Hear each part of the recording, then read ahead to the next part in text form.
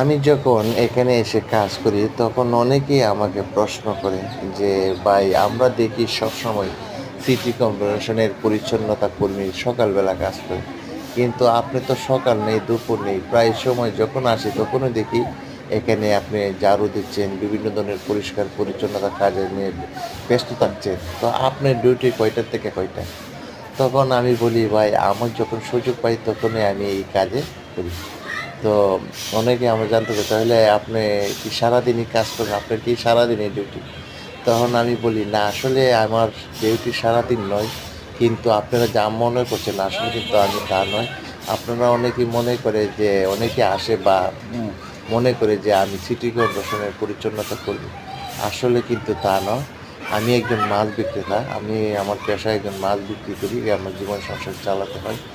আর আমি যে এই কাজটা করি সম্পূর্ণ আমার মন থেকে ভালোবেসে কাজটা করি।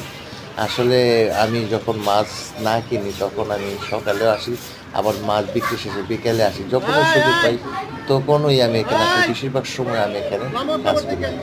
আর এখানে কাজটা করি সম্পূর্ণ ভালোবাসার থেকেই, মনের থেকেই কাজটা আমি করি। আর ছোটবেলা থেকে আমার একটা স্বপ্ন ছিল দেশের জন্য কাজ করব। কিন্তু আমাদের মতো সাধারণ মানুষ ইচ্ছা করলে কিন্তু দেশের জন্য কাজ করাটা সম্ভব হয়ে ওঠে না। তা আমি আমার এই কাজের মাধ্যমে আমার দেশের প্রতি ভালোবাসা এবং গুণীজনদের প্রতি শ্রদ্ধা দিয়ে আমি ওনাদের খবরের আশপাশ পরিষ্কার করে রাখছি এবং গরমকালে পাখিদের জন্য পানির ব্যবস্থা করে দিচ্ছি।